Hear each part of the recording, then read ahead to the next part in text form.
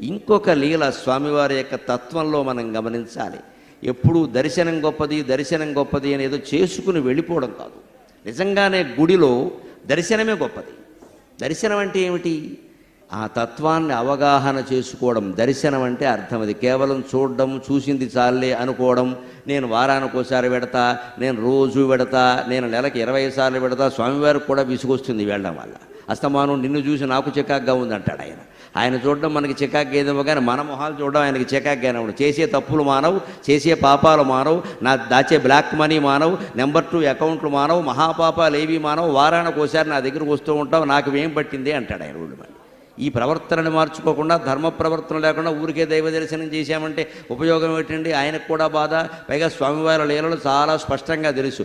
ఎన్ని కిరీటాలు చేయించినా, ఆభరణాలు చేయించినా చక్కగా పెట్టుకుంటాడు. పంపవలసిన వాళ్ళని ఎక్కడికి పంపాలో అక్కడికే పంపుతాడు. అందులో తేడా ఏం లేదు. ఇంకా